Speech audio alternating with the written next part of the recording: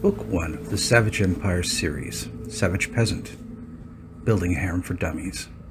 If you like this, you can find it on Amazon, Scribblehub, or Royal Roads. Just look up 0 Given 40 or Michael Baker with the title in Google and you should be able to find it. If I get enough feedback on this, I will be making Chapter 2 and above. Savage Empire, Book 1, Savage Peasant, Building a Harem for Dummies. Chapter 1, A Villain Takes His First Steps. What the hell? I asked as I looked around the strange room. One moment I was in my apartment getting ready for some, let's just say, personal time. I stood at the bottom of jasmine lotion in my hand. I love the scented lotions as they make me feel less alone and leave my junk silky smooth. Now I was in my pajama bottoms, shirtless, standing in some strange temple that smelled horrible. A young heavy-set girl, maybe 14, with long blonde hair and a squished nose, wearing the silliest pink dress, was eyeing me. She looked at me like I was her next meal. I gave a little nervous laugh, hoping I wasn't being pranked. That was unlikely, as I had no friends, and most of my co-workers knew better than to try anything like this with me. Sorry, kid. I prefer women my own age, I said, feeling a little of my normal chill seep back into my voice. She frowned and looked me over. Someone in the room coughed, and I looked over to see this old wizard geezer, looking maybe in his 50s. He wore a long green musty robe that mostly covered his frame. I hope it was always that shade of green. Behave yourself, or you'll be killed, he growled. And from his tone it was clear he wasn't kidding. I looked around and was half expecting to see Daniel Radcliffe show up with his crew to tell me that I was a wizard. A circle on the ground had shapes that made my head hurt if I looked at them too long or tried to focus on any single one of those shapes. Braziers sent up plumes of foul-smelling smoke, and I was very grateful the top of the tower was open. The slightly pudgy teen poked my stomach and frowned. This one looks okay. Let's hear his skills. She whined, and I badly wanted to poke the brat back. The old man in moldy green robes approached me and put a claw-like hand on my back. A weird tingle ran up my spine as a picture came into my mind. Race, human, age, 26, strength, 5, intelligence, 27, magic, 4, agility, 3, constitution, 7, charisma, 5, skills, metal, magic. It felt weird, like I'd just been stripped naked in front of these two. It wasn't right, and I scowled at the pair. Not for the first time. I wish I could kill someone. The old man scoffed as he read the stats, and she made an uglier face, if that was even possible, like she'd just sucked on a lemon, and puffed out her cheeks as she looked at me. This made the pig girl look even worse. What was going on? She turned and left the room in an angry huff. Oh great, another failure. Get rid of it, she said as she wobbled out of the room. Who the fuck was she calling a failure? The only failure here was her diet. Luckily I was able to keep that to myself, as I didn't want to die. The old man looked over me and frowned. I hoped he couldn't have read my thoughts. Follow me, he said, an almost bored look on his face. It was clear this happened a few times. I still had the lotion in my hand as we walked down the hallway. The smell coming off the man was ungodly, and I badly hoped wherever I was understood what a bath was. At least I wasn't forced to entertain the young pig girl. Old Smelly led me to an office covered in papers, scrolls, and it smelled absolutely horrific. It looked like the place he would hide and recover from a hangover. The large desk was covered in stains and papers. Did this guy even know how to clean? He sat behind the desk and looked over his fingers at me. Well, long story short, you're fucked. Another failed summon. She does this at least 4 times a year. You're the second time this year alone, and I swear it's not even 4th month. You are understanding me, right? He asked through yellow and broken teeth. I just nodded. Good. Now if you tell anyone about this, there will be a price put on your head, and we will have to kill you. Just to make things a little more fair, though. I'm going to give you a bag of coins if you sign this. This world has contract magic. If we didn't have contract magic, slaves would be troublesome, and contracts amongst the common folk would be a nightmare. You do know what magic is, don't you? So, slavery and magic were common here. Good to know. I looked over the page carefully. Nope, can't read this at all. Sure, what staring at it would do. Maybe some magic translation thing would happen, but no! It looked like scribbles and scratches that I couldn't read. I won't sign anything I can't read, I said coldly. He frowned and looked blankly at me. For all I knew, he was planning on making me a slave, or worse, his maid. I don't look good in a French maid outfit. The scruffy, skinny man with long black hair from the southern U.S. in a maid outfit might be on someone's search history, but it wasn't on my bucket list. What time and world do you come from? He asked as he reached for a large book. Earth, 2023, I said with a shrug. So, I was on another world. Multiverse theory was a little bit of a bitch, but not out of the question. I had seen a few enemies like this, so I wasn't completely in the dark. At least I wasn't being crowned a hero. White spandex didn't look any better on me than a maid's outfit would. That narrows it down to 5 worlds, or at least as much as I can tell. Hitler, is that a name you know? I nodded at his question. Well, that narrows it down to 2, and both use the same writing. That should be good enough. So, other worlds have Hitler. That's a little depressing. I wonder how many worlds differ. But that wouldn't help me at this time. Need to focus. He started shifting through papers and pulled out a sheet and looked at it before passing it to me. The signer agrees to a vow of silence in exchange for a pouch containing no more than 6 gold. Sign here. Looked at him blankly. I'm not signing that. Why? He asked, looking a bit angry. I was tempted to laugh, but now would have not been the time for that. By the wording of that, I won't be able to speak at all, I said coldly. This thing was magic. I would have to put my lawyer cap on for a little while. Best not to sign anything I didn't fully understand, or didn't tip in my favor. I pondered it over for a while, and quickly wrote something down. The signer will be unable to speak about the manner that they were brought into this world in exchange for no less than 6 gold. Sign, Lex Luthor. He looked it over and nodded. I had hoped he didn't know too much about my world. Really thought my name was Lex. At least I didn't have to shave my head to pull this act off. Took it and waved his hand over the paper. Pressure was placed around my neck as the page glowed slightly. Well, shit, I had put signature.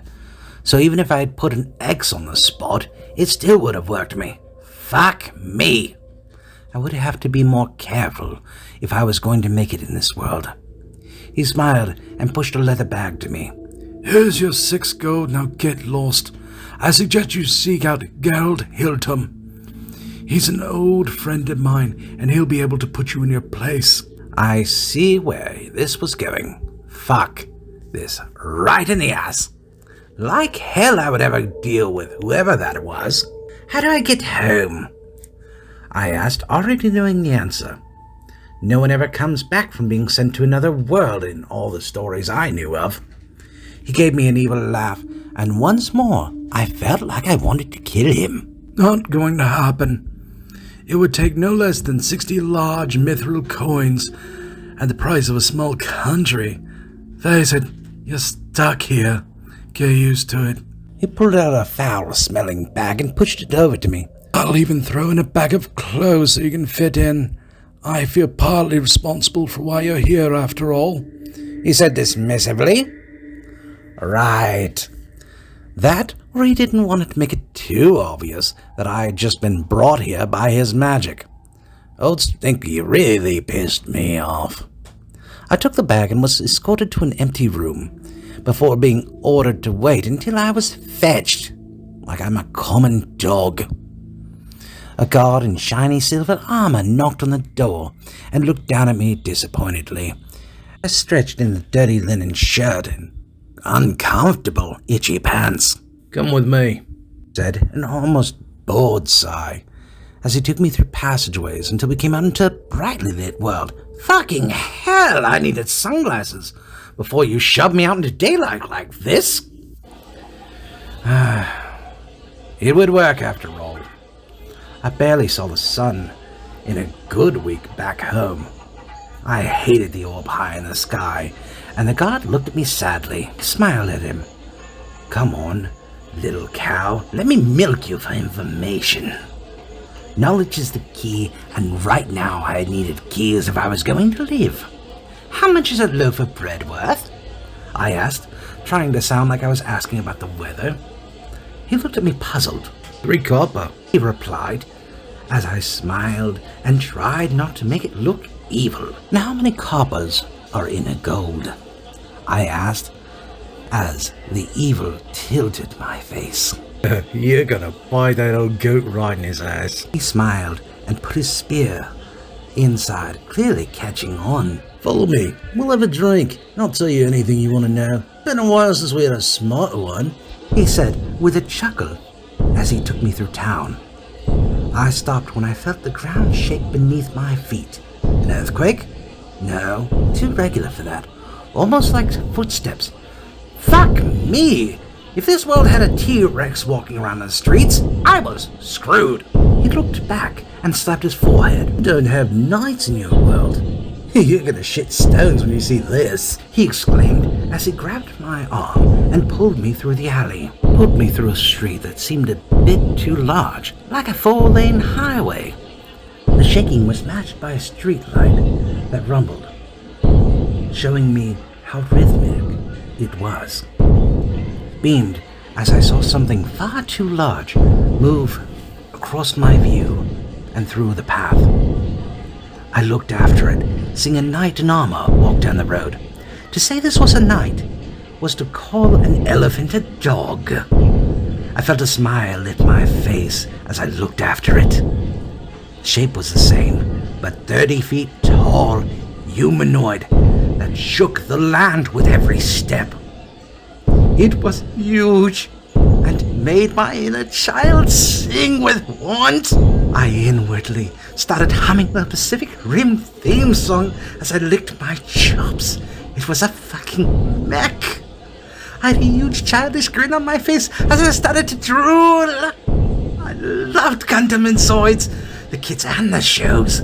I was now in a world full of magic, with my own magic and fucking mechs. Oh, this world was going to be my bitch! Wiping my chin, I looked at my new friend and managed to croak. How the hell do I get somewhere where I can make those? I didn't want to pilot them. That sounded like a good way to end up in a shallow grave. Fuck that! Building them, though. It'd be like a kid with his first Lego set. And I wanted my Lego set. And I wanted it now. He gave me a weird look and smiled. buy me that drink and I'll tell you. Took me to a bar and happily started drinking his fill. Over the day, he informed me that 100 silver made up 1 gold, and so on for silver and copper. The same for small mithril and large mithril. So I had been paid enough for a small family to live on for 3 years. It only cost me 50 copper to get the information. It seemed to be money well spent. I drank sparingly, but let him have his fill as I milked the cow for every bit of information I could. The best way to keep my neck free and get my way was to learn about this world. At the end of the night, I had him introduce me to the captain of the caravan that had a mech that was going to a valley in the middle of nowhere. That is what I needed. Step 1, get somewhere where I can be forgotten. If I'm forgotten, I can't be hunted. Maybe I was overthinking things, but living longer seemed like a good idea. Captain Gon von Hathos, leader of the Hathos caravan, seemed happy to meet me, and happier for the 1 gold to take me to Happy Valley, a peaceful village in the middle of most routes that had a night repair shop. It was run by a ball breaker who would happily put me through the wall as much as help me. I would just have to charm my way into his employ once we met. That should be easy enough. So long as I don't piss him off, I might be screwed. Well, deal with that when the time comes. Those turned out to be a mostly heavy-set man in his late 30s, with an expansive gut, an over-the-top attitude, and happy to use others. He told me he would show me the caravan in the morning. It's enough to do the half when we start, half when we get there ploy. So, step 1 was taken care of. Step 2, learn to use magic. I was leaving people behind in my old world. But living seemed the best way to get back to them, if I even cared to do so. 2 of the gold coins turned out to be rocks, and once I found out, the pressure around my neck lifted. I figured that the magic keeping me quiet was no longer working. Even though I could talk freely, it was best not to do that here. The best way to end up dead was to scream, "I'm an outsider! Take advantage of me!" Now, not going to do that. I'm not a hero after all, and not a fucking idiot. Athos Riftwalker. The scroll that held Alex's contract started fading into dust in a drawer of the Archmage Cathos' study. He didn't notice as he was gambling the 2 gold away in a dark room across town. The new fool would be long dead, or even better, a slave, before he noticed the 2 missing gold. Cathos frowned at his losing cards in his hand. Maybe one day he'd realize how easily he was to read, or how little others actually trusted him. The contract was broken by him, so he had been paying the price with bad luck, even if he never realized it. He had bad nights all the time, so this was nothing new. All he cared about was getting his next big score. Others around the table would be happy to make his 2 gold last the night, so long as they stayed with him. They knew the best way to keep him coming back was to let him walk out with 5 silvers in his pocket. With a shrug, I tossed 2 stones aside and smiled at the rest of the coins in my pouch. I hoped a house wouldn't cost too much.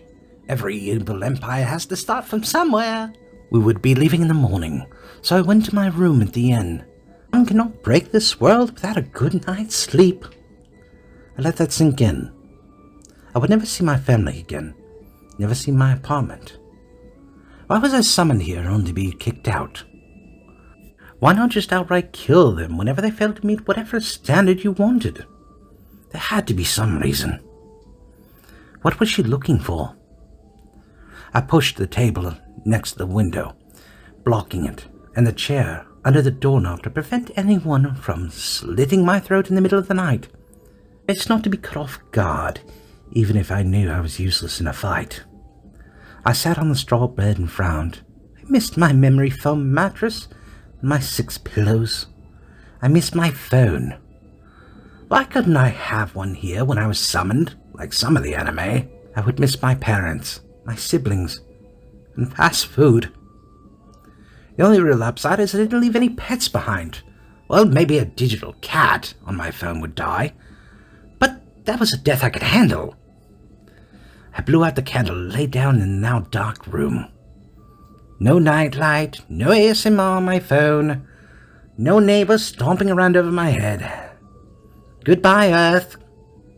I closed my eyes and tried to settle my mind. I would need to get sleep if I was going to live, and I was going to live. Thank you for listening. I hope you enjoyed it, and feel free to let me know your thoughts below. Feel free to share or check out the book. If I did things right, the link will be in the description. Stay amazing.